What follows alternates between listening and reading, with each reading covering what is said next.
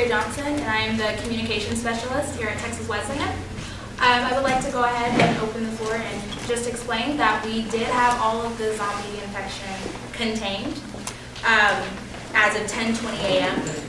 We do have more information actually on the disease and the spreading of it. It was a sexually transmitted disease. With the person it started with was Mr.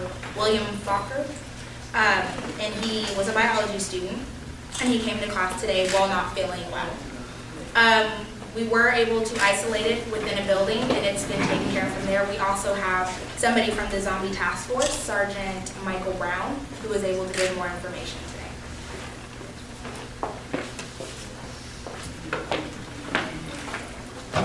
Good afternoon. So, brief rundown, we were able to contain what we think is the extent of the outbreak inside the library on campus. Obviously, we're going to keep campus on lockdown for another couple hours just to ensure that we did isolate the infection completely for the safety of just the students and the community and everyone else involved. If you have any questions about anything you heard today about the task force, I'd be happy to answer those now. How many people were on the task force besides? The task force consisted of myself, 5 operatives, and we were supervised by Lieutenant Linton and Captain Atkinson. Was there anyone lost? We had a casualty. We're not going to give out their name at this time for respect to their families. Can you tell us how? So, as many of you might have recalled, I was infected myself. However, my team, we were able through a cell isolation procedure, able to reverse the state of zombification. However, once it goes into the later stages of zombie decay, if you try to administer the cure, it just destroys all the cells in their body. So that individual was beyond the point of being able to be reanimated to normal capacity. So unfortunately, my team could do their job and take out one of our own. So how many deaths are confirmed? At this time, we're still not sure. We're waiting on reports from both the medical examiner's office to ensure that not only the tissue samples that were left behind, if there are any, that they're negative for viral contamination, but at the same time, an actual body count. Did you get a count of how many confirmed zombies? Not myself, unfortunately. I have a very a hazy memory from the time that I was infected, and I'm not exactly sure all the events that took place in that time. So we're going to have to debrief my team later and sit down and establish a timeline of the event. How would you say your team reacted in the situation? I say that they reacted just as they were trained to do, very professional, very swift, very effective. Unfortunately, myself, I was foolhardy. I put my own team at risk, and we paid the price by losing one of our own. I think this just goes to speak about the measures of the lack of measures that we have in place for this kind of crisis on campus, and hopefully the individuals who put those in place will take this into thought next time that they sit down and do emergency planning. Who's John Bartlett? We understood earlier that he was leading the zombies. Who is that? He is the director of housing, and so it would make sense to me if it was a student who lived on campus that was the initial patient zeros who we're referring to him as, that he might have been one of the first contacts of that patient, and if he did get infected, throughout the zombification process, you retain a lot of your core memory and things like that. And so if he's already a student leader on campus, faculty, he might have retained those things in his zombie state and became a ipso facto leader of zombies. How did they become zombies? Is it the Zika virus? Is it Ebola? What is it? The initial patient zero, right now the reports are he had a sexually transmitted disease that had mutated. However, upon further investigation, we realized that fluid swapping of either be blood or saliva, someone getting bit, scratched, if they have an open wound, something like that, could also transmit the virus. It's very infectious. What about yourself? Since you've been infected, at what point do you take yourself out of the position that you are in to? As soon as I was infected, my team isolated and took me down, restrained me, and began the reanimation process. It wasn't even my decision anymore. They just acted as they were trained to do. How did you get infected? Sexually? I was bitten. How long ago? Yes, sir. Well, I just arrived, but one more time, what is a zombie?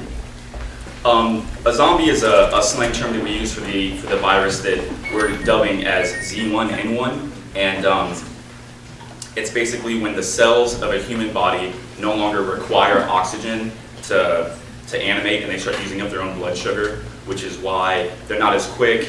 They don't have the energy that you get from oxygen being given to your muscles, but that's also why they decay much quicker, because they're eating up themselves to create energy. Well, why should we be concerned about zombies? Once the zombie virus is very infectious, and like I said, once you get to a certain point in the infection stage, you're unable to be cured, and you'll turn to feed on other individuals for your own fuel because your body can't process it anymore. It can't create its own anymore. I'm sorry, I was spoke. Well, what have you done to contain it to the campus and not where it was spread into the broader community? It's not an airborne virus. It has to be spread by fluid transfer. So as soon as the report was given that there were zombies on campus of Texas Wesleyan, our team established a perimeter, and then the task force went in and isolated the individuals who were infected and dealt with them accordingly. Well, is the campus on lockdown? Yes, Where did you get bit? on my arm. Where is it? It's covered by my tattoos. You can't see it. Why were you bitten? I was being during one of the raids on room B26 in the basement of the library. I tried to, for lack of a better term, be a hero, and I didn't act with my team, and I let my own ego get ahead of me, and it was foolhardy and was a mistake. I may have missed this, but how did you subdue the zombies? Do you shoot a zombie, or how do you eliminate it? The preferred method would be through a sedation process, where we can then identify if they're able to be reanimated or not. If they're beyond that point, then they would be put down for like a shot. However, in a situation like this, where we don't necessarily have the time, and there's a lot of students moving around campus, it was best just to act as quickly as possible and take action. You see a zombie, headshot, zombie, headshot. So you said that as soon as you got infected, they took you to go have the cure done. How long did y'all know about this cure? Did y'all know about it before, after? How long did it take to find it out? I think my team, because they're world-renowned biologists in addition to criminal justice professionals, took about 45 minutes.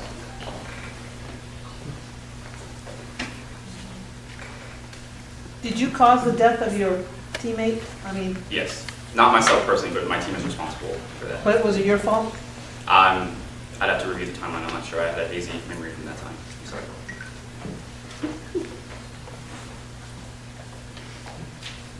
Thank you for your time. This time, we'd like to open the floor to any questions, any more questions you may have. What's the time of the next briefing? As soon as we figure out more information, we'll probably be having another one, so roughly maybe tomorrow morning, once we're able to review all of our information, everything, and look at the samples. Well, then, do we understand it's contained now, and it's no longer a threat to the campus?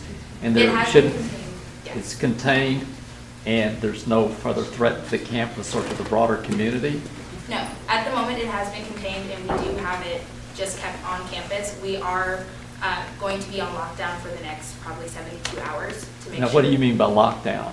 We're not having like anyone like coming and really going. We're in certain buildings such as the sub and things like that. And they're being decontaminated. Well, how do you plan to accommodate the people that are locked down? Do food, services? Right, so we do have on-campus dining. We have medical staff on hand that will be able to further go into that. You're gonna have on-campus dining while zombies could still be out there? Yes.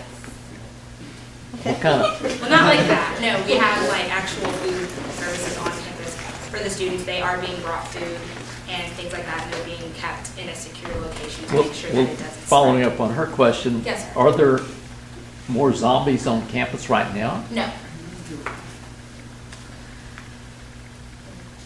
Well, who do we contact now? Okay, so we do have a few people that are here.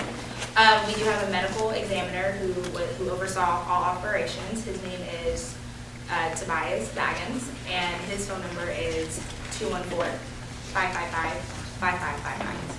As far as any more information regarding communications, there is Ms. Tabitha, and her phone number is 817-555-5555. I noticed your medical examiner says 214. Is that individual not in market? No. Where is he?